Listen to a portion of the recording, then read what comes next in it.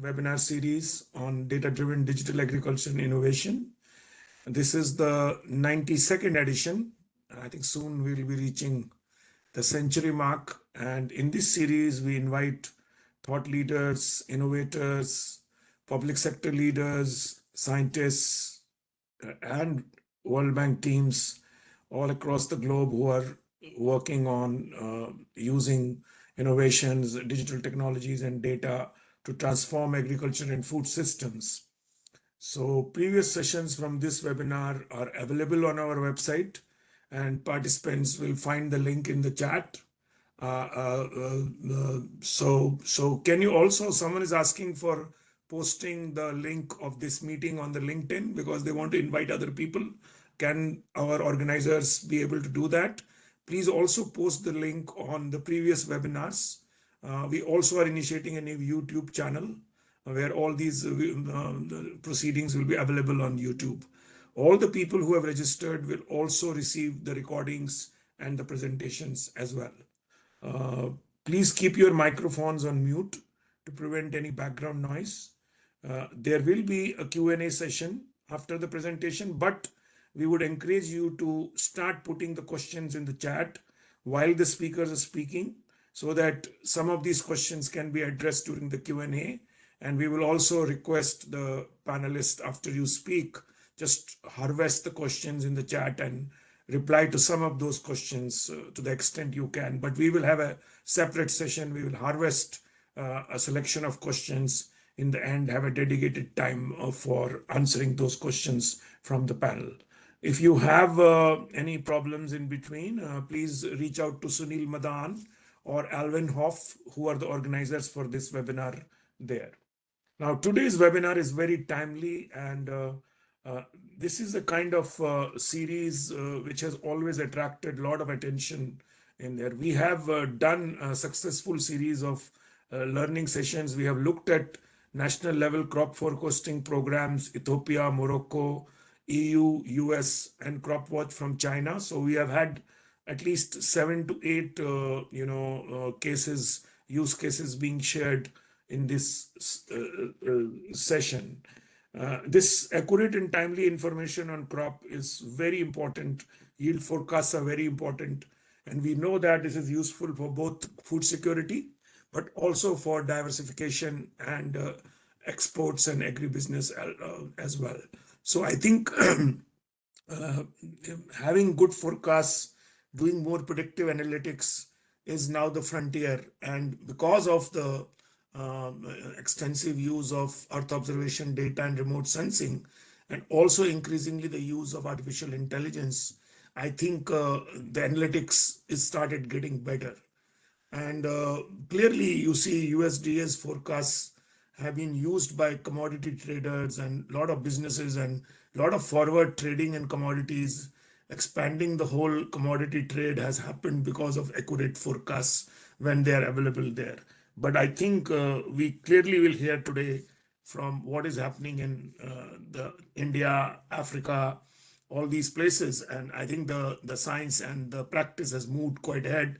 We are lucky to have a very good set of panelists who are leaders in their own way and are leading this work in a very kind of fundamentally transformative way. And we are lucky that they have agreed to join us.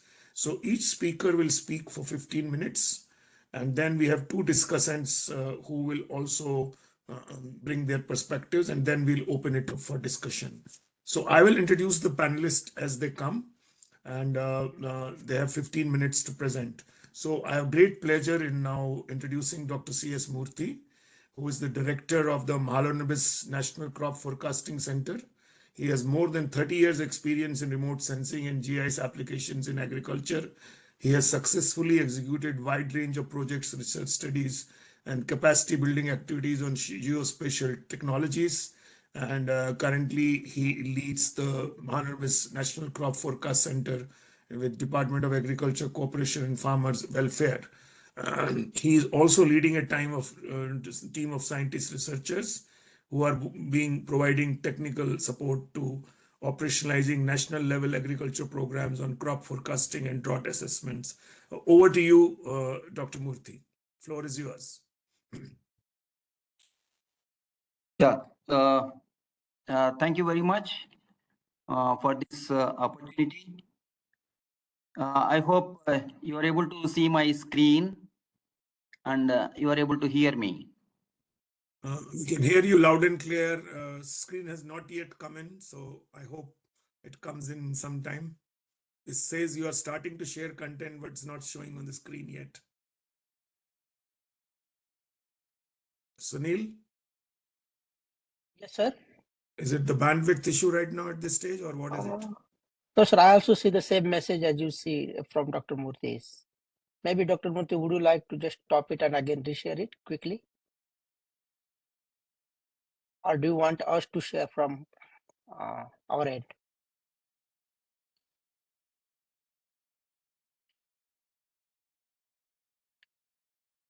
Yes, we have it now. Please go ahead. Yeah, so once again, thanks for this opportunity. And I compliment the World Bank team for this very, very exciting topic for this current webinar. I just briefly put before you the Indian experience on using this remote sensing and AI technologies for agriculture sector. So we have duly recognized the need for improving the decision making in agriculture by all stakeholders, from farmers to policy makers. It requires new data, tools, new information and knowledge. So with this, we are now hugely promoting the use of digital technologies. So most appropriately, the geospatial technologies and geospatial solutions in agriculture decision making. So you all know that the demand for data-driven solutions or evidence-based solutions in agriculture is fast increasing, particularly in India. Hope I am audible. Can somebody confirm? Yes, sir, you are audible. Yeah, very well. Yeah, fine. So the remote sensing plays a very, very important role in the geospatial solutions, because it is all these technology solutions are driven by the data centric technologies producing numerous data on crops. So I needless to mention that remote sensing assumes a greater relevance here.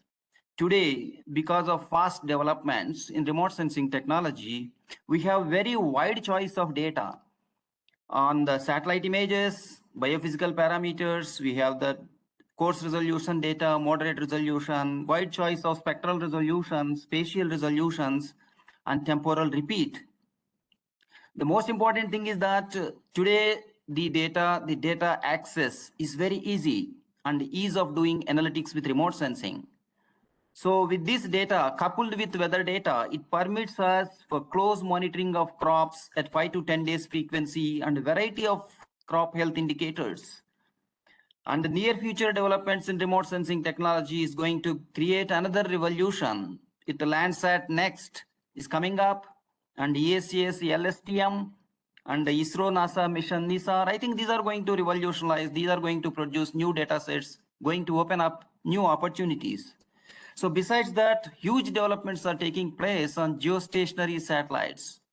I think these satellites are playing very, very important role in producing, I think, weather data sets. So you all agree that there is a lot of information content in remote sensing images related to agriculture, related to crops. The fundamental information is the crops, crop types. It's easily discriminable from the images. And the cropping systems that are followed in different regions, what kind of cropping systems, and then the cropping intensities. Of course, the soil moisture, the most important driver, this is also getting derived from remote sensing, and we are using this.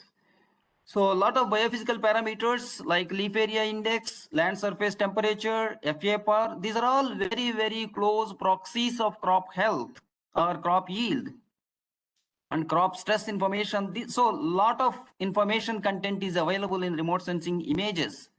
So these images, these content is extracted using advanced data analytics like AI/ML techniques. So currently in India, we have a very structured approach in using remote sensing data. So we are focusing on crop acreage and production estimations and crop weather watch and crop surveillance information. These are all the proven use cases from India. So support, and then we have a very strong system to support our crop insurance scheme, where the scheme is being driven by remote sensing solutions. So in recent years, in the last 1 or 2 years, there has been increasing thrust on using the remote sensing and geospatial solutions. There are special initiatives from the Ministry of Agriculture. So we are focusing on three important aspects. One is that we are strengthening our crop monitoring and estimations. Our mapping accuracies, we are increasing with augmented ground truth databases. And we are developing a very strong crop surveillance system, very close monitoring of the crops and reporting the crop risk information. And we have now revamping our yield estimation systems, national forecasting system, where we are using different models, the machine learning models, crop simulation models, and semi-physical models. So what we are doing is that we are going to generate a harmonized yield estimates through modeling approaches. So the crop risk management solutions, this is another focus area where we have a very strong drought monitoring system where all kinds of drought indicators are at one place. And crop insurance solutions, this is another big initiative from India. And then summarizing, putting all the geospatial solutions under one roof, we are developing a national geospatial platform for remote sensing and GIS solutions. This is Krishi Decision Support System. So this is being built as a digital public infrastructure, and then in order to trigger more and more innovations. For example, in crop estimation survey, our key intervention is that we are improving the conventional system of crop estimation. And simultaneously, in a parallel mode, we are improving the remote sensing system. So our objective is that we want to blend or harmonize these two systems and generate one stable and more accurate national crop estimation system. So we are going in this direction. We have already started our initial steps. We are working on that. And remote sensing system estimations, we are strengthening in multiple ways. So targeting very accurate crop mapping of certain strategic crops, which are commercial importance.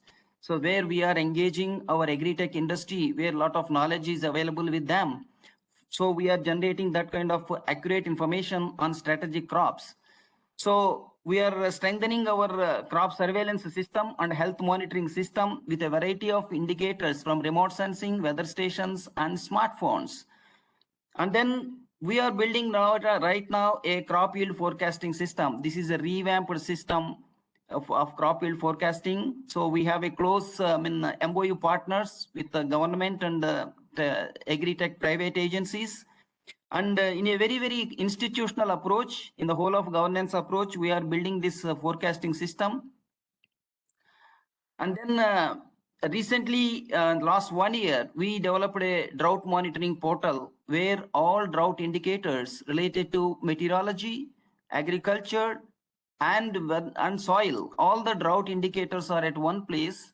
And then these indicators are easily available to the states. So in this way, we are streamlining the entire drought monitoring system, making the drought assessments more objective and more responsive to the ground situation. I think we are providing all this information to the states. So we are minimizing the duplication of efforts here, and we are overcoming the digital divide between the states. So there are three major interventions in our crop insurance system. Pradhan Mantri Fasal Bima Yojana, the national crop insurance system, is a very robust crop insurance scheme in India. It is an yield guarantee scheme. Here we have introduced three major technology solutions. One is YesTech, that is yield estimation using modeling approaches.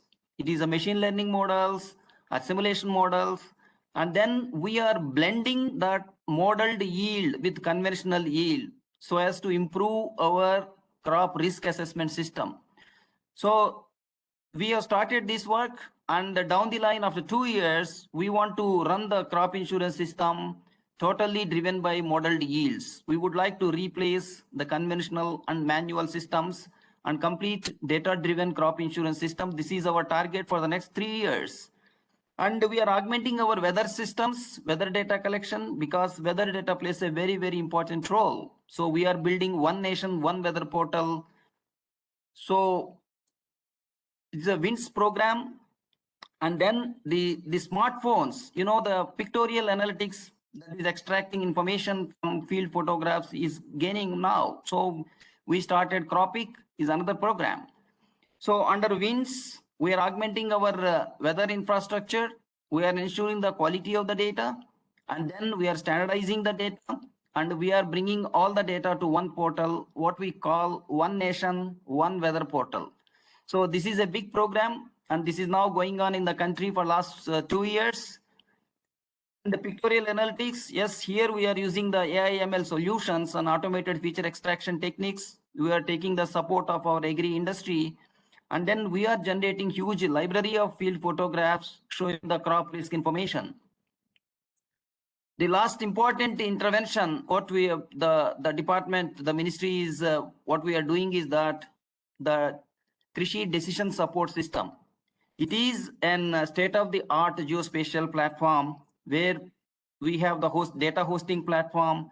There is a data analytics platform, and this platform provides a lot of services, the data, models, algorithm, and thematic layers. So we would like to enhance the outreach of these geospatial solutions, remote sensing solutions to the end users, from farmers to policymakers. Our goal is digital information from farmers to policymakers to everybody in decision making. So in Krishi DSS, we are also offering one sandbox environment for agri startups. So this is almost a very, very comprehensive system dealing with all aspects of digital innovations with focus on geospatial solutions. So we would like to bring from siloed approach to synergy of the data. We want to streamline all the applications and everything under one roof and enhance the outreach of these solutions and minimize duplication of efforts, narrow down digital divide. Our target is that we have to create an ecosystem through our DSS for innovators. So we have designed the very, very open source technologies, completely open source, interoperable, and it is highly customized and platform. We have a very, very, very, very resource sharing, and policy is very, very liberal to share the data to all the innovators. So initially we identified very, very important 15 applications in our decision support system platform. So your field parcel information, and we are building a huge ground truth and spectral libraries for the entire country. And pictorial analytics, huge photo library will be available under this system, and the strong weather watch system, drought monitoring systems, and so on. So this is CDSS is going to be a plug and play facility for developing innovations. This is going to offer a huge opportunities to innovators. We are targeting startup companies in India to create a DPI here, and everybody work and use this digital public infrastructure and innovate and produce new solutions and enhance the outreach of these solutions. So we have 4 sets of target user groups for our DSS platform. The decision makers, it is from farmers to policymakers, farming communities, and then agri-tech and startups, and then we are also going to support the science and technology and academic agencies. So in a sense, our DSS is going to cater to the needs of almost all stakeholders in agriculture sector.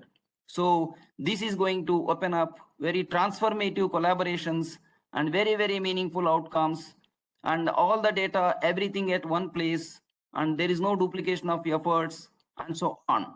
So the development work for this innovative platform has already started, and our plan is that the beta version from going to be released in the month of July, we would like to offer certain standard services from this platform to all the stakeholders, hopefully from August month. So the last important thing is that, and we have developed a command control center and also geospatial experience center in MNCFC, the Ministry of Agriculture. So this center is also supported by the data center with all our repository of data, interoperability, all our Krishi DSS innovations. We enhance the outreach of these innovations. We are directly connecting with the stakeholders through this command control center and geospatial experience center. So this is already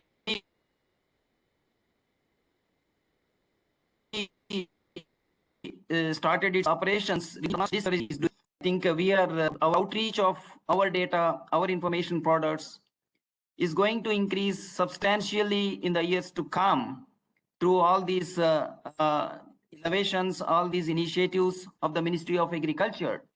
So to conclude, I say these recent initiatives of the Department of Agriculture, they are leading to generation of lot of data, algorithms, and all these things are at one place. And there is, we want some transformative collaborations with national and international agencies to produce new solutions and mainstream these solutions into agriculture decision-making process. So we are sure that all our efforts, what is happening now is creating an ecosystem of innovations for geospatial solutions and also other digital solutions in agriculture sector. Thank you very much for this opportunity. Thanks a lot, Dr. Murthy. This is a very rich presentation. You really covered a gamut of things which you are working on the Indian government's vision of where they want to take us. I like the plug and play approach.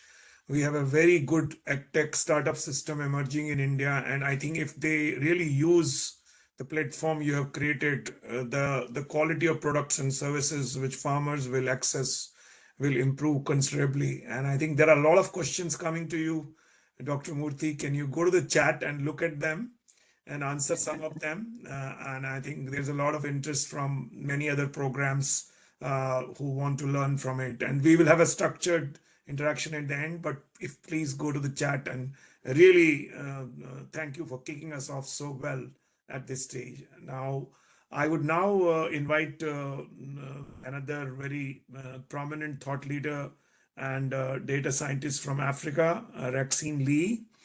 Racine, I would like you to come on the video also, because I think because of the bandwidth, I understood CS not trying to show the video, but if you can show what you are. CS, good to see you finally. You are a real person.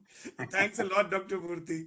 So I understood that the bandwidth was going down and a little bit. So I think you did the right thing by staying out, but appreciate that. And Racine is the Director of Data Management, Digital Products and Technology at Academia 2063. His research interests span the use of geospatial data and predictive modeling to study challenges at the nexus of climate variability and food systems in Africa. His work is oriented towards developing, adopting, and using technology to strengthen data-driven decision-making in governments for effective intervention and robust preparedness against climate shocks and uncertainties. He was previously the Africa-wide research coordinator of the IFPRI, the International Food Policy Research Institute in Africa. Over to you, Racine. All right, thank you so much, Parmesh. Thank you, colleagues, and thank you for the World Bank for having us for this very important webinar.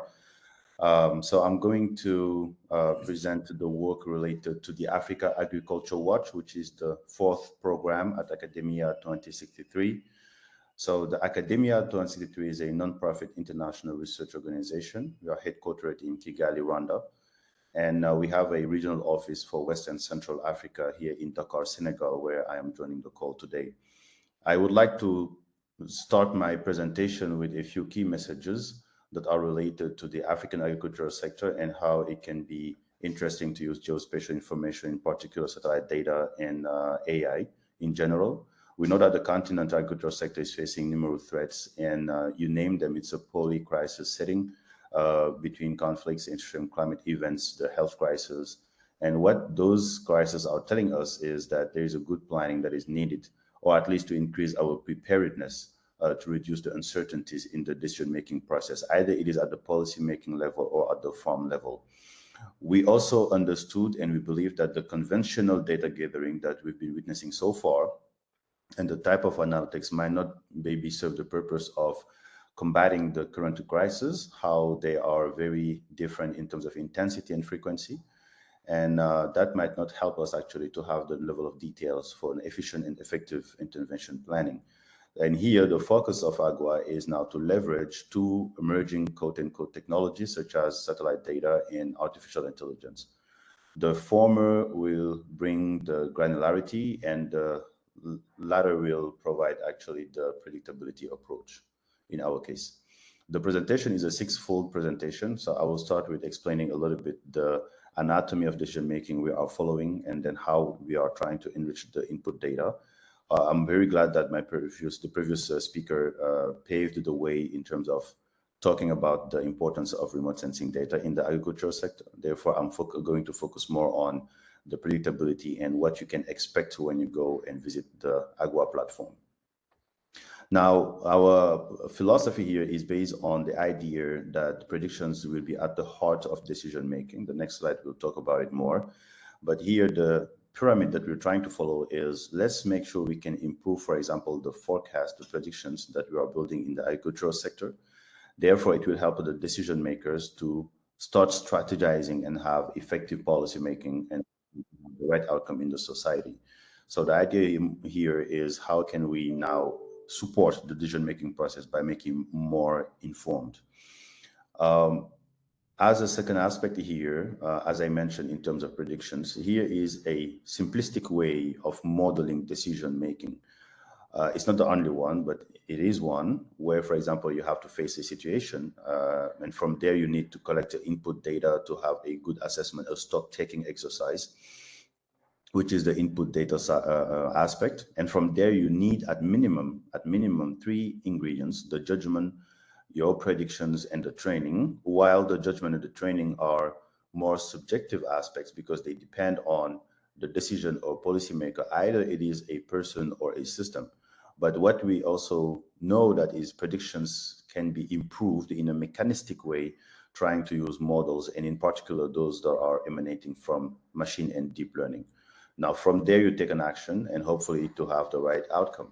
And then you have the feedback loops that will come and nurture the type of information you would consider in the near future when the time comes to take another decision. Now here, if you project this in the agricultural sector, it might mean that how can we now enrich the input data? Here, our approach is to use satellite data. And how can we improve the predictions? And here we are focusing on artificial intelligence in general, but in particular machine and deep learning. So this is the two aspects I'm going to show in the next slides, and then I will show what AGWA does. Enriching the input data, here we start with the facts. When you look at the first panel about data availability in Africa, and you look at the second panel, which is the data capability index in Africa. So if you see the two graphs, you can imagine that there are some gaps between the two. We have the capacity to generate data, but the data is not available. Is it scarce? Is it collected and not available? That is another issue. But what these two maps shows is that there are issues that need to be solved. And the belief is that with the conventional, if we relied on the conventional, we would have been done with the data issue for a while now. Now, that's why we now rely on the satellite data and use those emerging technologies to reduce the gap. So going further down in terms of satellite data, what do we mean? So here it's a matter of using raw data satellite images and append additional analytics that allows to have a different story. If you look at the first column, there is a cropland area in Senegal, and the sub-image is the near-infrared image. So it's still saying a different story, but if you look at the well-known normalized difference vegetation index, you start seeing a different story about how vigorous the vegetation cover is. Therefore, you have a proxy to understand if there's a stress, either it is like pest and disease or it's like water related, for example. Another example of what another layer of analytics above satellite data can bring in is if you look at the second column, where you have a true color satellite data from Sentinel. And now here, no one could tell you if it is wheat or sorghum or millet. Everything is green. But if you use the spectral signatures of those crops and start doing some unsupervised classification, which is a machine learning technique, we start grouping those pixels by similarities. We don't know what they are, but at least we can group them by similarities, and working with enumerators to have more information about what type of crop it is.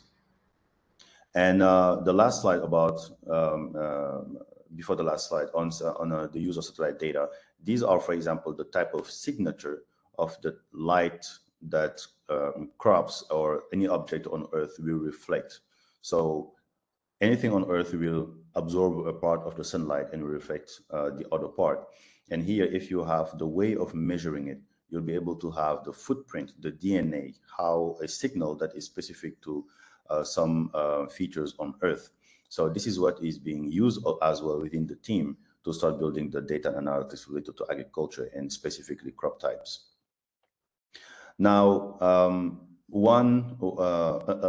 another example here is the vegetation index, but for two different regions.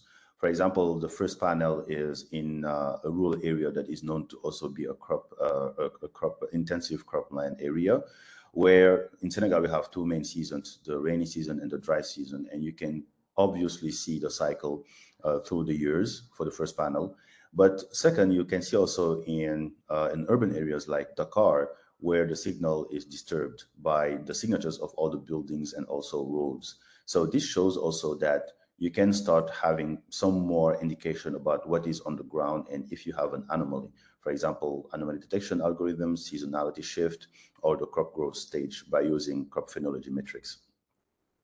Now, what we do for AGWA, here we collected the crop growing conditions. For example, land surface temperature, rainfall, and evapotranspiration.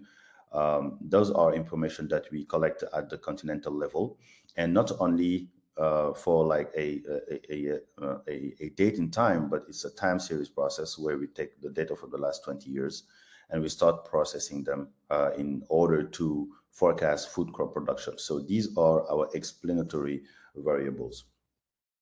In terms of the mechanic of the model, as any other model, there is a training and a prediction phase. The difference here in deep and machine learning is the type of function you're trying to estimate. It is an architecture with different other parameters you need to deal with. But here, the training phase is a data set that we use to train the model to understand the interrelationships between your crop growing conditions and your corresponding production from the historical perspective. Now, the machine will do an iterative process until it learns the relationship between the two. Once it is done, now you can use the model at the beginning of the season, feed it with the new data you get, the same that you use also to train it, and ask the model based on what you've learned so far, what are the predictions that I can expect with a certain level of accuracy. So I will invite colleagues here. We will share the presentation later to scan the QR code to access the publication related to the Africa crop production model. So at the end of the day, what do you get at the end of the process? So you will have access to a map. So so far, AGWA is covering 47 African countries and for 10 crops. So every year we follow the crop calendar, and then we provide those forecasts weeks before the harvesting period. Because, I mean, having a forecast after the harvesting period might not make sense because the data might be available. But here, what you get is a pixel level forecast that is more, let's say, disaggregated compared to the administrative level forecast that we used to see. It's an interactive platform. When you click on the pixels, you will have the value associated with those pixels, and they are forecast. As an example, on your right, you'll see the Mali 2023 forecast for millet. We also provide the same biogeophysical parameters that we use to build a model. And here you see the country on your left is Mali, and the blue area is where we are looking at. And we provide those data for the last 20 years. And it sort of helps to have an anomaly detection visualization where the green graph is basically the green line is the minimum for the last 20 years for that region, and the blue line is the maximum for the last 20 years for that region. And in between, you have the years. We also aggregate the information at a sub-national level, administrative level, for the policy or decision maker where the pixel level might be far reach. We compare 2 years and we look at the percentage of change between the two. So usually we compare the forecast of this year with the previous year. And we also have publications. So for every crop, every country, and any forecast, we provide a brief that is also open access on the platform. A 2-pager with the facts. What was the data last year? What do we have this year? What is the percentage change? What can you expect in terms of increase and decrease by region and by department, in addition to the maps? We've been doing it also at the onset of the Ukraine crisis, where we wanted to know if there are alternatives and in terms of wheat, and also how to support, for example, initiatives like the AFCFTA, the Africa Continental Free Trade Area, we can benefit from it. And we did that for Morocco and the countries that are historically known to be wheat producers. And we've been doing this also during the COVID-19 crisis, and other publications such as scientific and those related to climate. The idea of AGWA at the end of the day is that from moving from raw data to knowledge and knowledge dissemination, there are some field level expertise that are required. And these are embedded within the platform that just provide the output for the decision maker to use it for strategies and policies. And these are, for example, from raw data to knowledge, those time series analysis and spectral band processing. This is being done with a team of around 10 people. And also from knowledge dissemination, also how to build a data-centric application for accessibility, interpretability, and sustainability. So what you can expect on AGWA in terms of products, they are like the community level crop production forecasts. You have potential agricultural land estimates. We are starting to work also on greenhouse gases emission measurement tracking, actually, and also crop type mapping. But I will show you the first results of the crop type mapping. So these are now the next steps, things that we are doing to improve the model and the process under AGWA. So crop type mapping is very important to Africa, and I think globally, because once you have it, you can also start looking at crop rotations patterns. You can start working with insurance company, for example. And here, this is the first results of a work that we've been doing in 5 African countries: Senegal, Ghana, Benin, Malawi, and Uganda. We introduce a probabilistic approach that allows us now to incorporate the mixed cropping common practice that we witness in Africa.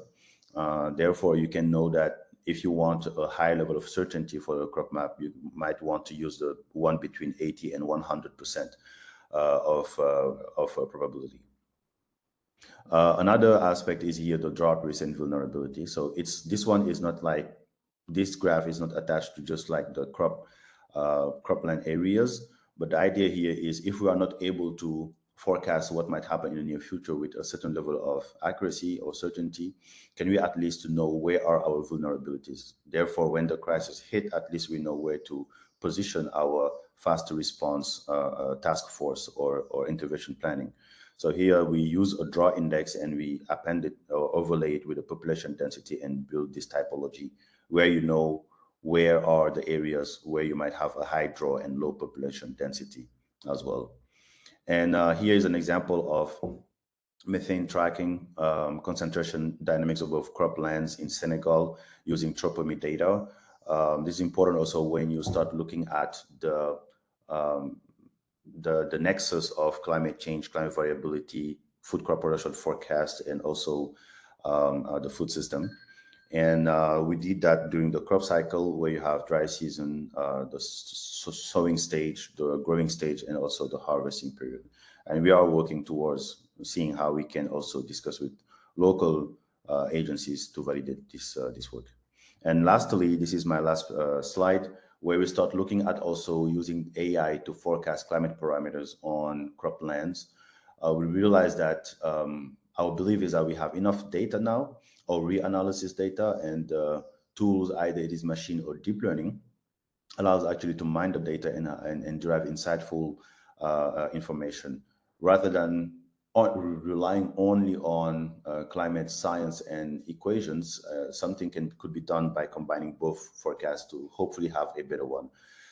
So here we try to do that for 1 pixel in Senegal. It's hourly temperature data. On your left, you have the comparison between the actual and predicted values, which is very dense because it's hourly. But if you do the difference in the middle, you can see that it's centered around 0, but with a small divergence between -3 and 3. But the histogram shows us to what extent actually those gaps are huge. Actually, they appear to be very small, and a difference between -1 and 1 degree at a local level is something we might accept for such a model. So the Agua platform is open access. Therefore, tracking it is very difficult. But we have feedbacks from countries that are calling sometimes to ask our forecasts and information. And most importantly, countries are requesting to have customized Agua versions here in the continent based on the data also that they would like to bring in on the training phase. I will stop here for now, and looking forward to the discussions. Over to you, Parmesh. Thank you.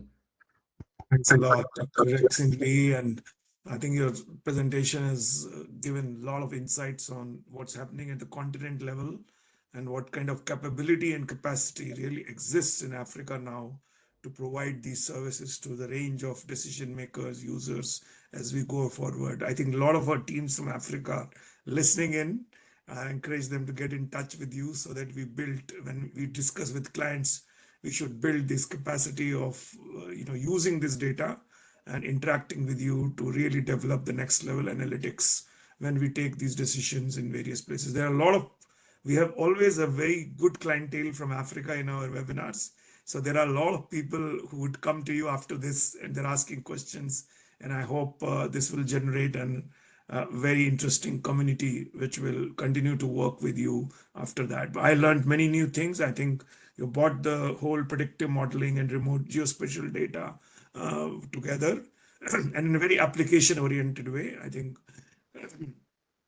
we will also disseminate some of your reports and results much more widely to our clients and also discuss with you how we can discuss this in a more systematic way as we go forward. Thanks a lot, Racine. As always, pleasure listening to you and get your perspectives. The next presenter is Prateek Srivastav. Prateek is a kind of a serial internet entrepreneur. He's really builds a lot of startups. He also invests in startups. Currently, he's working as Vice President for Europe, Middle East, Africa for Cropin, where he is really working with a lot of clients in the region. He also had a TerraWave OS and agri-tech platform, which he was a CEO, and which is focused on perennial crops, and also was a founder and CEO of a number of other institutions. Because if I spend time on that, we'll have no time left if I start talking about everything. Prateek also worked very closely with our program in Kenya, the World Bank program and the government. And I think he's going to talk a little bit about how we operationalize this in a World Bank operation and what is the potential of taking this further to other geographies. Prateek, over to you.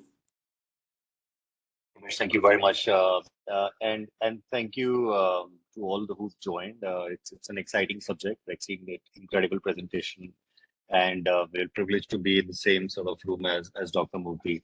So today, what we're going to do is we're going to talk about what was the problem that we saw. And we come from the technology side, and as a partner to World Bank, we will talk about what we saw as a core problem, what we thought could be the potential solution, how we went after this problem. And we will also show you how this problem really works, right? So we'll give you a very quick snippet of how it works. With that, I'm going to quickly share my screen and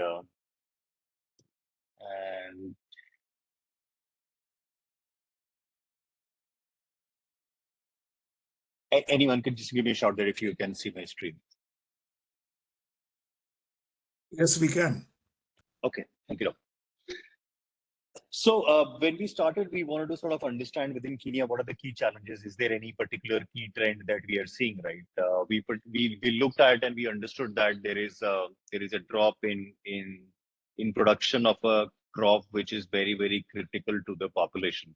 So we saw that there is a trend which shows sort of change in production, and it's also causing a significant impact on the import bill, right? We've seen that going double. We started with that as a preface to say, okay, if there are two important indicators that we're seeing, what is it that we can do? How do we solve for this? How do we use remote sensing? How do we use our technology, our platform to solve this? And before that, we took a step and says, how do you then go after a solution? We thought, what is it that all of us are looking for? We're looking for a lot of visibility in this time, which is volatile, which is uncertain from a weather perspective. It is important to have visibility of what's going to happen today.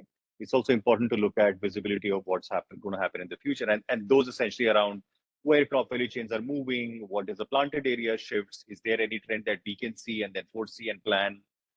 Is there any trend that we can spot around yield estimation in some of those areas? Is what we sort of went after, and we thought there are only three ways to solve a problem like this. The one is to use technology. It has to be simple. It should have the ability to scale, and it should be extremely reliable, something that we can depend on and take actions, right? We also figured out that you cannot do this alone. I think we understand the value that partners like Carlo bring in. Boniface is here. He's going to talk a little later, and people like Boniface have been extremely instrumental in allowing us to understand and go deeper and solve this. And we also sort of value the fact that there is need for capital to be able to compute, distribute, and sort of create access for people on the ground. So that's how we thought we would go after this solution. And there were some challenges in this, right? Data continues to be a challenge for us to become highly effective. It also continues to be a challenge to collect and then put it into a system to cognify it. There is also constant need for resources. We need to understand what we are showing using remote sensing is getting calibrated with what's happening on the ground season on season. And the most important to our opinion is having continuity in doing this. We cannot, we are at a time where we have to do this constantly, year on year, constantly look at data, constantly analyze what is happening, create trends, and then take actions for future. How we at Cropin essentially went after this was we have a core platform which allows faster and easier deployment at a country, county, or a plot scale. What we did was we increased our capability to bring in a lot of regional element to it. So whether it is infrastructure around integrating with sensors, or bringing in local languages, or sort of switching into the units that people are more familiar with to understand, receive advisories, to deploy data, and so on and so forth. And we also, as a technology first company, we constantly push the boundaries of deep tech to solve for a variety of problems. We said, okay, we'll also deploy all that we learn into understanding and solving for this particular problem around maize in Kenya. So the objective was, can we just focus on a single country with 14 counties and see what we can do with it? We had some findings, these are some of the findings that we had for what we did with maize crop value chain in Kenya, and all of this will be shared with most of you post if you want to read in detail. But we did 2 years, and the idea was, okay, can we look at one historical year and one current year, and with that, can we draw a comparison? Can we draw a trend around some of the important areas and outcomes, and see if this is of any value for us to take decisions for future?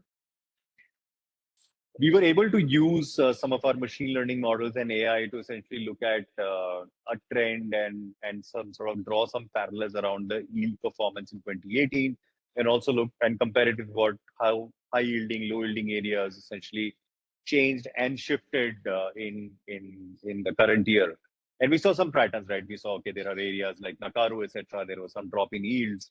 And we said, okay, and then we also went, I'm not going to go very deep on this, but we also looked at, was temperature change a reason for some of those, or was it, shifting of population, or rising prices of chemicals, etc. So what were the triggers? Was there a pattern on this? But what we are going to do right after this, in the interest of time, is to show you how all of this really works, right? We want to show you how some of this county, country, and plot level computes happen, and also show you what we do with AI and machine learning, how this allows in a very seamless and simple manner you to learn what's happening. I'll have my colleague share her screen, and we'll do a very quick 1.5 to 2 minutes sort of a video run through. and then I'll get back to my presentation. Monica, if you're on, can you please share your screen? Let me quickly enable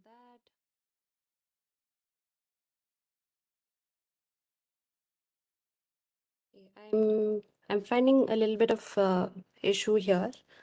Can you go ahead with the presentation and I'll get back very soon. Just give me a couple of minutes.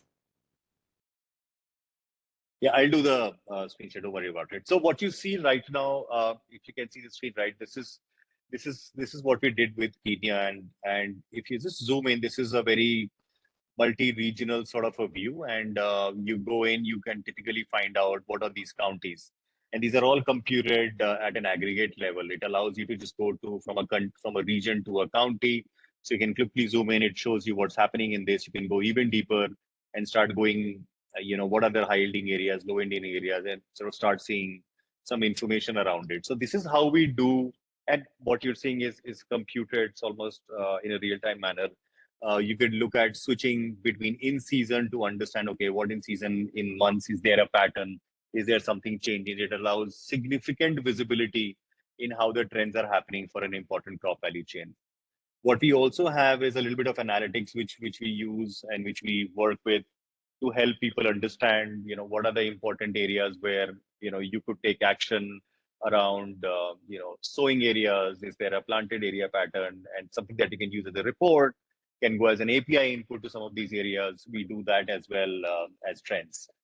What, in interest of time, what we also wanted to show you is what we are trying to do with Deep AI. So we've got a tool that we've added. It's called Cropin Sage, and Cropin Sage allows you to ask a variety of questions on a certain data set. So what you see is data of not of Kenya but of United States, but it's the same way it works with any data set, any region. It's not dependent on that particularly.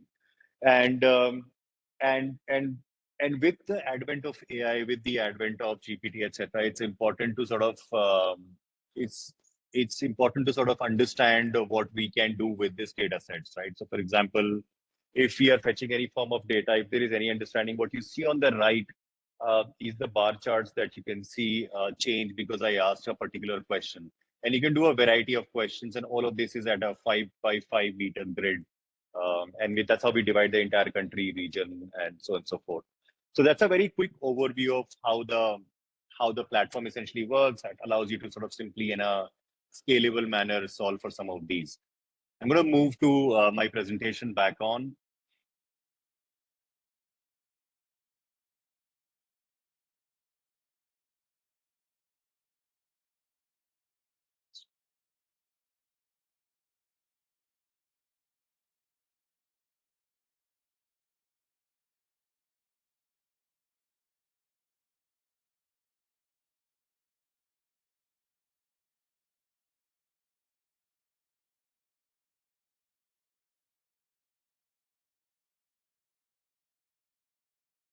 So what you see is that's how we computed this. And here's what we want to do. I think we have a strong belief that with what we built and all the advent of technology changes that is happening, we can create significant value. And our next steps is to essentially look at understanding how maize and potatoes as a crop value chain will sort of go through this whole transition over the next 3 years.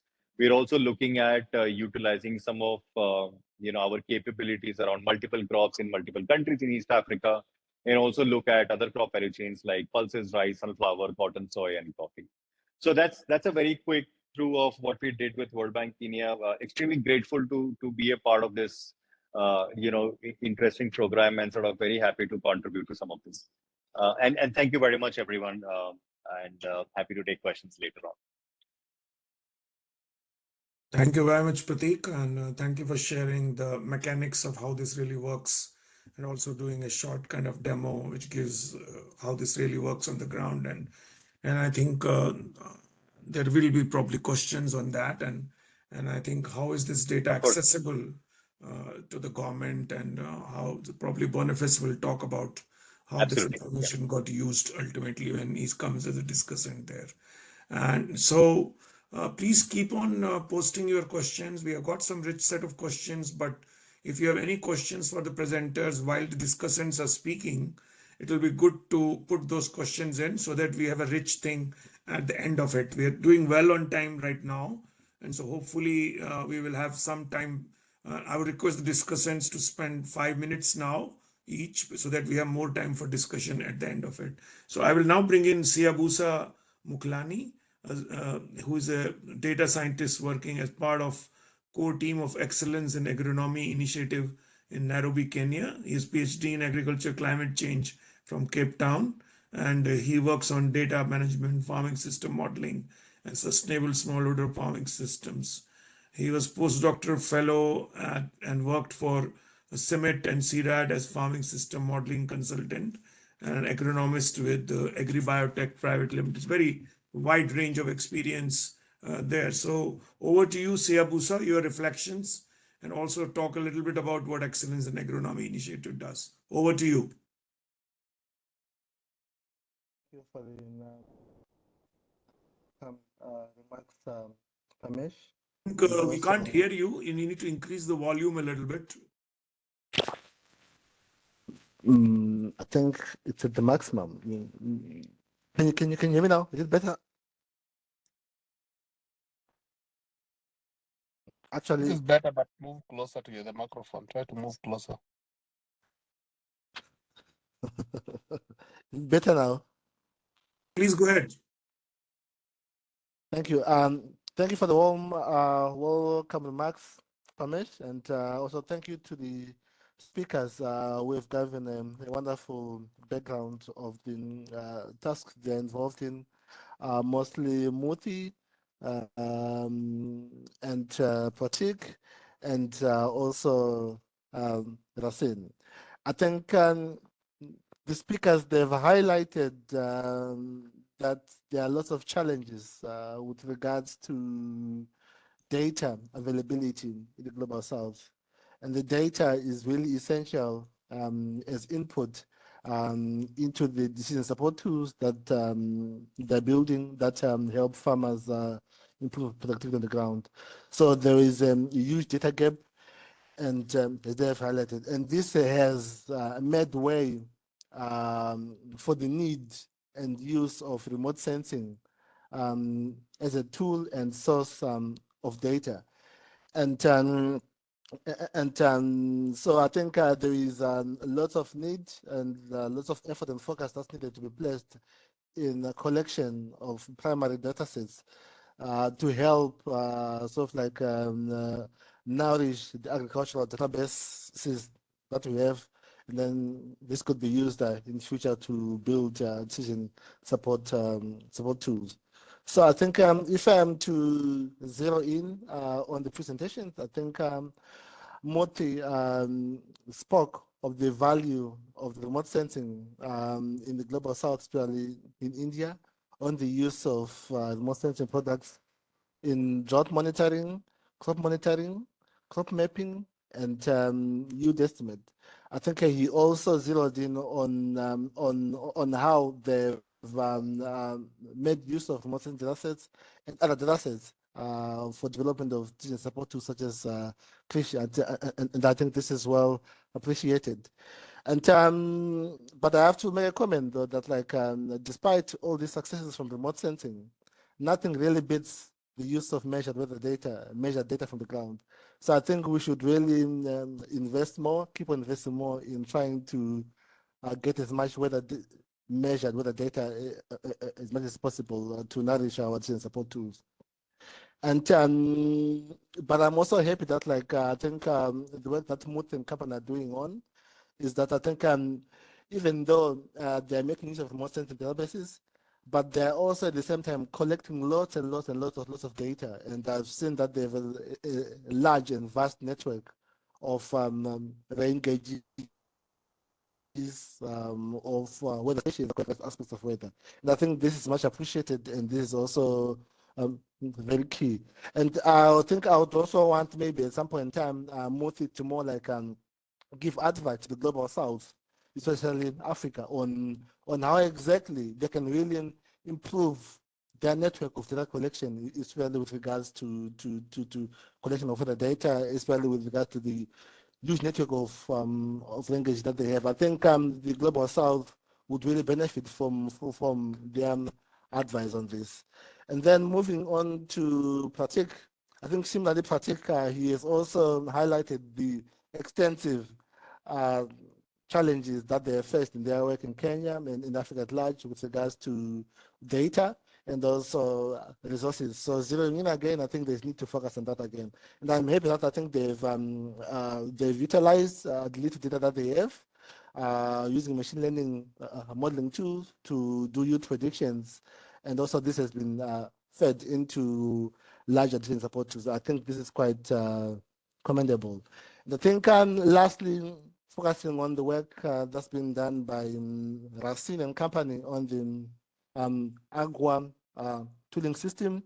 I think they've done a good job. They've further demonstrated how to use and to reuse remote sensing data and associated products in yield estimations. And I'm very happy that, like, I think this they have not limited the application of remote sensing data to yield estimations, but they've also expanded it to the use of crop mapping, as well as like tracking greenhouse gas emissions, which is, I think, a new frontier which we will need to tackle on, because I think if we are able to identify where greenhouse gas emissions are highly concentrated in, we'll also be able to help mitigate, I think, the greenhouse gas emissions, as well as, like, I think, reduce the speed towards climate change. But Racine's focus was on their tool that they use to do yield prediction, yield forecasting. And I think this is quite important tool in Africa. Why do I say so? Because I know certain countries in Africa, when for them to estimate country yield productivity, they still have to go manually to the field, interview farmers, have an idea of the acreage under production, and then from there they then extrapolate to determine like the acreage under productivity, as well as like the final productivity, which is quite cumbersome and also resource intensive as well. So I think this is quite commendable effort. And they've built the tool using artificial neural network machine learning, which inputs NDVI, temperature, rainfall, remote transportation, and other aspects. And it's also the high resolution of 10 by 10, which is quite good. And also they produce yield forecast at also high resolution. But I have, like, I think more like one major question or comment though.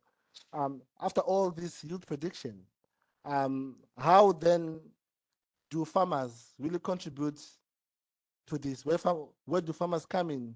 How does a farmer contribute to attaining the yield estimation that you have put across? So this is where I see the complementariness in some of the work that we're doing on the excellence in agronomy. And how do I see it on excellence in agronomy?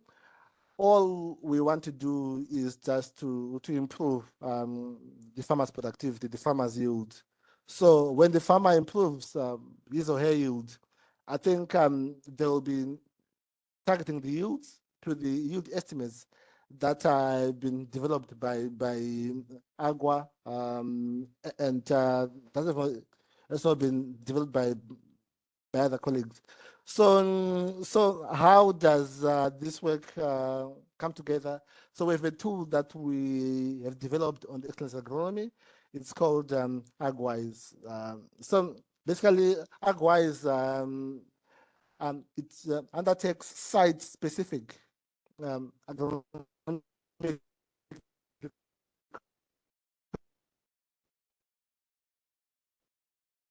as well as like other recommendations to do with planting data recommendations. But with regard to further recommendations, Agwise makes use of a lot of data from on-farm trials.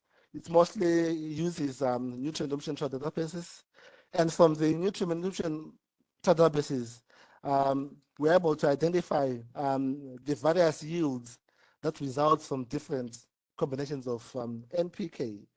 So using this, we can do efforts that called reverse quests, we are then able to identify the current or the indigenous soil NPK for those various points where the NPK that has been collected from. So using that, we are also able to use machine learning tools such as like random forest to then to be able to determine like at a larger scale how the NPK of the soil is like. So after determining the soil NPK, we then have an idea of the potential yield that can be achieved by the farmer. So let's say if a farmer intends to target 5 tons, and we know his or her soil NPK.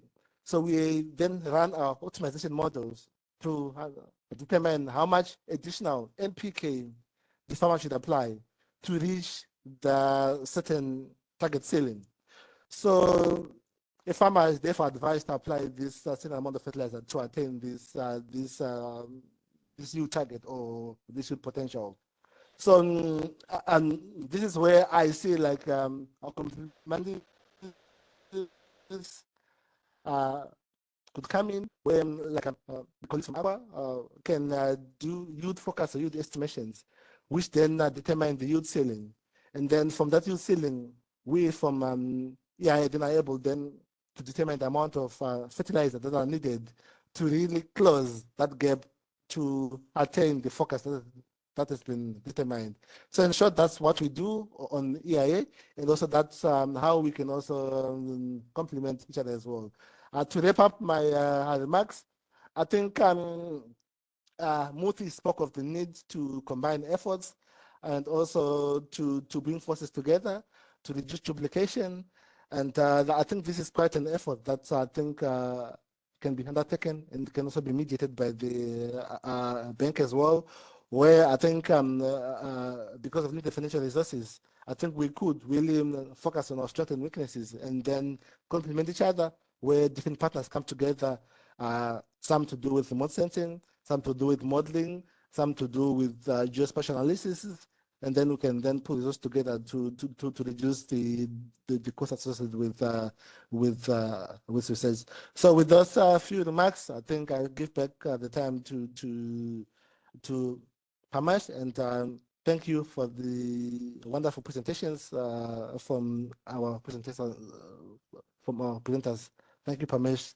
Thank you, everyone. Thank you, Sebu sir. I think it's a great set of interventions. You also brought what excellence in agronomy does in terms of a farmer-facing part of it, because I think farmers should also get what the yield estimate should be, so that he's able to better negotiate with the market or with anyone else he wants to negotiate. It's a good point you made. Now, Boniface, we have less time now because I want to bring the discussant questions from the rich one, the audience. So please be brief but focus on how in Kenya the government is using this data to do that. But if you have any other reflections as a professional, please go ahead. Boniface, over to you. Thank you. I hope you can hear me, Pamesh. Yes, we can hear you. Yeah, so I'll take a short time. So I think it's okay. So I think what I want to just to say, one is to build from where my colleague has left. In Kenya, the focus has also been on the farmer. And in this space, with the World Bank investment we embarked on building a digital farmer registry, where now about over 6.5 million farmers are digitally registered and their farm are geomapped. And with this geomapping of the farms, it enables the use of Earth observation data very well, because you can pick the GPS coordinate of the farm. You can be able to look at the temperature, rainfall amount, precipitation, the last 30 days, the last 30 years, the last 10 years, the last 30 days, and then you can also be able to generate forecasts. So that database is actually very critical for the government and also for technologies like the presenters we have had here today. The second way that the government is using this data is actually about input subsidy, because previously without this data, the government was not able to do proper targeting of fertilizers. We were not able to do transparency, accountability, And these were lacking. So again, the government leveraging on this data to ensure that the input subsidy is successful by proper targeting, transparency, accountability. And then we have also seen how this has created demand. Right now, the government's demanding a lot of data-driven decision evidence from the infrastructure that we have created to the World Bank support. They're asking for advisory services, decision-making evidence for targeting investment and resources that are there that's already available or being given. So we saw, like when we worked with crop in the 14 counties, the government was so excited because they had their own data that they collect from the ground. So what we had on the ground and what was given from AI and using Earth observation data was totally different. And they were like, these are tools that can help us validate how our data is. And we are seeing that very critical area. And the other area which is now being critical is the soil health. So with the input subsidy for application of fertilizer, the government is keen on basically using this data to manage soil health and nutrition. And in this case, they want to look at how can we optimize fertilizer recommendation? How can we use this data for fertilizer policy recommendation? How can we use this data to target resources on the input subsidy? And all these are aiming at seeing how can we improve the yield, how can we monitor crops as they grow, how can we be able to leverage on AI and other some data to be able to get some of these things that have been done through guesswork correctly. And at least right now, the government is leveraging or would like to leverage on Earth observation and AI as a tool to be able to make sure they don't do guesswork anymore. I think lastly, we have seen that this has really even helped the government to crowdsource resources from different partners and investors and donors. So I think it's a good thing which is happening, and actually I can only encourage us to continue. And for the partners, the presenters, I think we're welcome you to work with us in Kenya because the government is actually really asking for a lot of information in this area. Thank you. Thanks a lot, Boniface. So I think we will now ask all panelists to respond to some specific questions and any other reflections on what they've heard. So I will now start with Dr. Murthy. Dr. Murthy, there are specific questions about how you are taking this whole platform overall, the Krishi DSS and all what we have developed. How will you develop the interface with the private sector to be able to use this data? What are your ideas about creating this plug and play platform? Can you talk a little bit more about that? Second, our friend Sudhir Goyal ji, who was Additional Chief Secretary in Maharashtra on Agriculture, is asking us, when will the crop insurance program completely be dependent on digital agriculture inputs? Can we have a system which is completely based on the digitization as we have it right now? And what are the thinking in the government on using the digital and data platform for crop insurance? And finally, what is the farmer facing part in what you are trying to develop? These three questions and anything else you would like to talk. Please be brief in your responses because we would like to close at 10:30 and I want to bring the two other presenters in. Over to you, Dr. Murthy.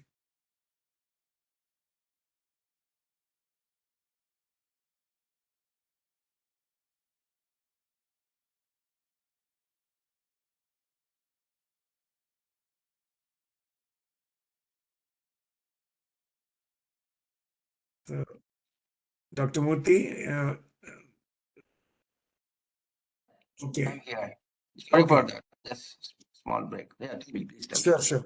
Please go ahead and respond to these or any other questions which come to your mind. So people are asking the three questions. I just quickly clarify some of the questions. So there is a question from Africa education for youth. Yeah, you can contact the government of India, and we can have some kind of a working arrangement for training and capacity building. and showcasing our what is happening in India, particularly with remote sensing and the geospatial innovations. That should be possible. That should be worked out from the government to government. Then the second question is how Krishi DSS helps the neighboring countries. Right now, we don't have any offerings.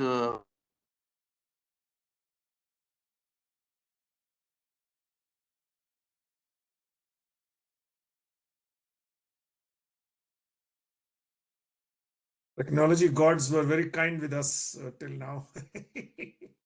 We didn't pray enough. Neighboring countries, but the startup companies of neighboring countries, if they want to work in India with Indian data, I think since it is all non-personal data, there is a possibility for sharing this data. Of course, that all depends on the government of India's policy and regulations. And then the cropic data, how is it useful for field estimation? This is another question. But right now, the crop data, we are not targeting for field estimation. Cropic data is essentially for localized crop risks. If something has happened, we require some additional evidence.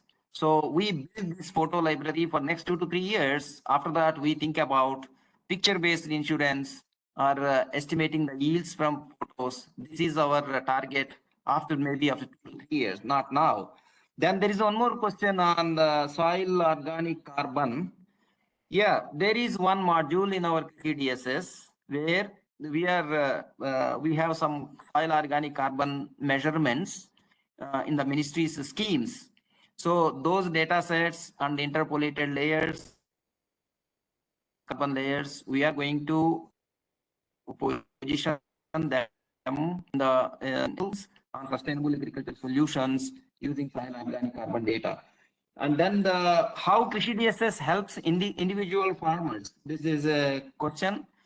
Yeah, there is one component on the farmer advisory system in Krishi DSS where we are collaborating with the Indian Council of Agriculture Research and India Meteorological Department and state agriculture universities, and we are building some kind of a use cases for farmer advisory. Our target is customized crop specific advisory system.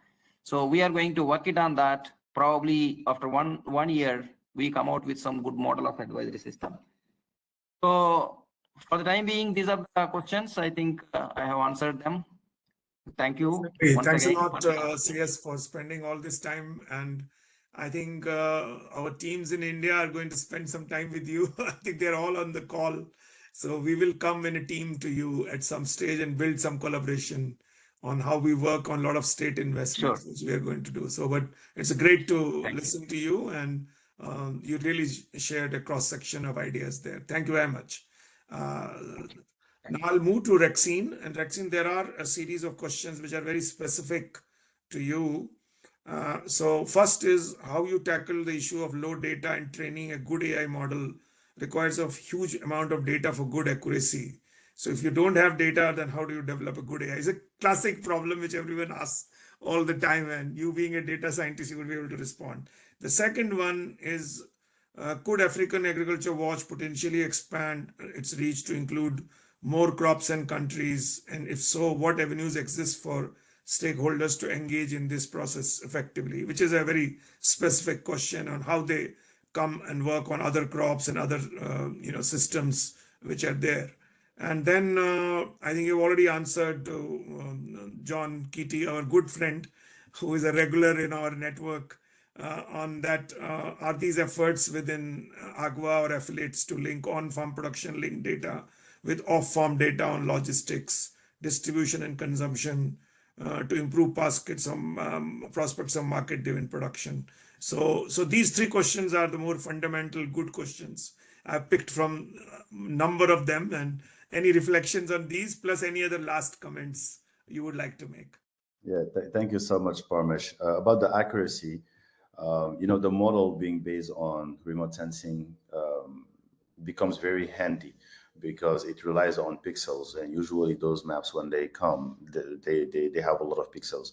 The smallest scenario on AGWA for a training database is about 50,000, which is good if the country is small and depending on the size of the pixel. But for other countries, you have huge amount of data. But at the end of the day, before we publish anything on the website, because how sensitive the information is, we have a data quality check, sanity check before we do anything. And sometimes it happens like a few times where we look at the data and we look at the forecast. We decided not to go for that crop in that country because we prefer to not publish something rather than publish something that might mislead the end user. That's the thing. And now when it comes for crop mapping, it can goes all the way to like millions of data sets that, I mean, actually tens of millions of data sets that you need to mine for crop mapping because of the Sentinel-2 special resolution. About expanding the AGWA in terms of countries and crops, yes, this is something that we do. And we're very happy that it's already ongoing. For example, in Rwanda, where the government said I would like to target 5 additional crops that are a priority for the government. And work is being done to collect the data. I think it was yesterday or the day before yesterday where we did a training on the with the enumerators with tablets to know how to collect the data. And then we're working with the government agencies on that. So when a country, for example, have a need, we are open to work with them and then expand the number of crops they would like to target. So please, I think I already answered the message, and I saw that also an email has been shared by John to exchange on that, obviously. And the last one is of interest as well, having the value chain approach. You know, at the end of the day, what we realize at academia is that everybody is talking about food system, but who is modeling the food system as a system? Actually, everything is sequential. We start with the seeds, then the production, let's say, system, then you go to logistics, then you go to like transformation, then you go to packaging, then you go.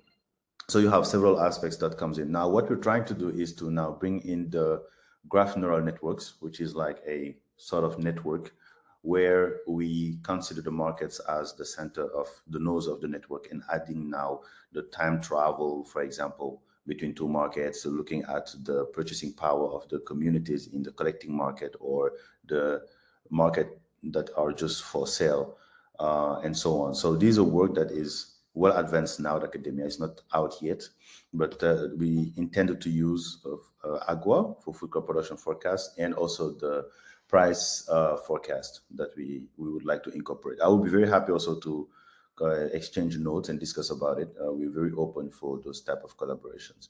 And in a nutshell, I'm going to stop here maybe, just to say that I was very happy to be here, and thank you for the opportunity, Parmesh, and also colleagues at the World Bank. Academia remains open for collaboration, including AGWA. And then we are expanding our work in other countries, in particular the crop type map. My department is not the only one. We have a department of policy innovation, a department of communication and outreach, capacity and deployment. We have economists in-house, and then we would love to see how we can explore avenues of collaboration. Thank you so much. Thanks a lot, Racine, again, for really sharing your whole experience in a nutshell. And I also, again, like I talked to Murthy, our teams in Africa will try to have a structured, we have been talking for some time now, but I think we need to structure this into a more collaborative partnership so that each investment we are doing is really informed by some kind of this predictive analytics in a more systematic way. And if we can do this in a regional kind of way with you more systematically, it will be great. But I think you have a whole range of stakeholders who want to really work with you. And I think if we can create a platform to do this in Africa in a very seamless kind of way and facilitate that, we would like to work with you on that. So thanks a lot, Racine, again. So finally to Prateek, not the least. So Prateek, there is one question very clearly, everyone is saying, how did you validate the data? Then this is again the classical question which everyone asks, how did you validate? And the second, people are asking, is Cropin Cloud a private platform, or is it a part of it is public? And how are they going to work with the Cropin's cloud platform in future? So these are two questions, very fundamental ones. And the third question is clearly about, does this work only on crop estimation, or you work on market estimation using this corollary, or starting with production estimates, but going again then to market kind of led information there. So these three questions, can you just answer them briefly?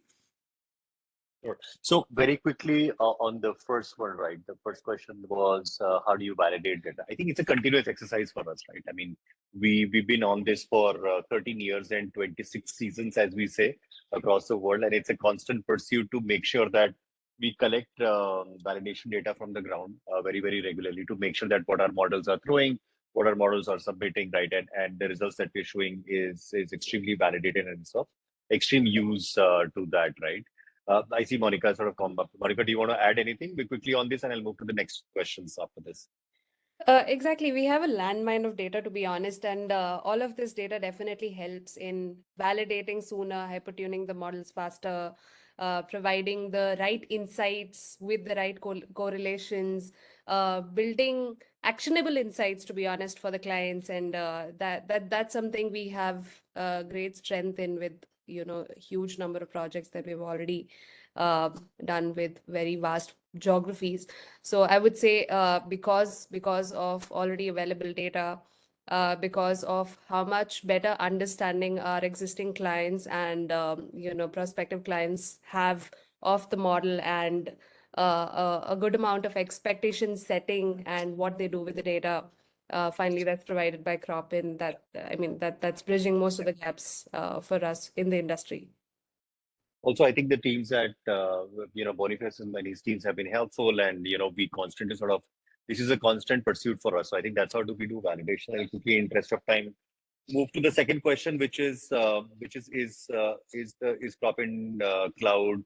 How do you access? Is it private? I think we are at this moment computing over 200 million hectares on our platform, and the idea is, with this sort of compute, this sort of intelligence, we want to open parts of the platform to allow people to develop on top of it.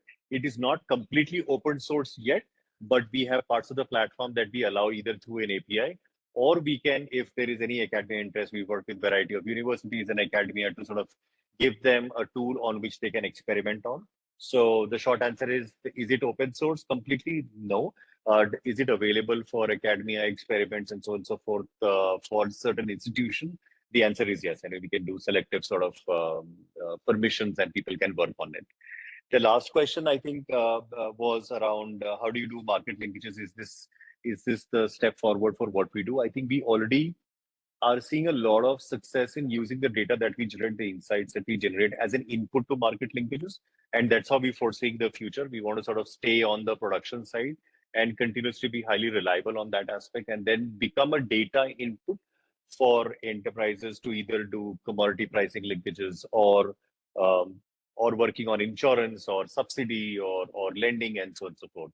So we want to be on the input side of that outcome. I think that's how I would respond to it, Parmesh. Thanks a lot, Monica and Prateek. So I think we value our active collaboration with Cropin over years, and we've worked for a long time. Since, in fact, when Cropin was founded, the first thing we did in Jharkhand and Bihar was with Cropin. And so I think it's a very, very, we value your contributions in Kenya, and hopefully we'll be able to build that on that as we go forward on this. We come to the end of today, and I think so we also measure a conversion rate on how many we start with and how many are remaining when we end. So it's really 80% today, so which is very high. And there's not this huge interest on this topic. So please watch for this space. And if you have registered for this webinar, you will continue to receive notifications for new webinars. You will receive the proceedings and recordings. Please go to our website and the YouTube channel and go and subscribe to that, so that we are able to include you. We have about 11,000 people in the network right now, and it's still growing. And please also interact with these members who are coming in and build lateral partnerships there. I would only like to say that I think with the advent of remote sensing and AI, I think the level of predictive analytics will increase exponentially. And I think the quality of products and services which will come out in future is going to be greater. We continue to engage with that, and please send your ideas about any other ideas you want to share, innovation, solutions with us, and we would like to feature some of them in our next series. Thank you very much. Good afternoon, good morning, good evening, wherever you are. Look forward to interacting with you again. Bye-bye. Goodbye.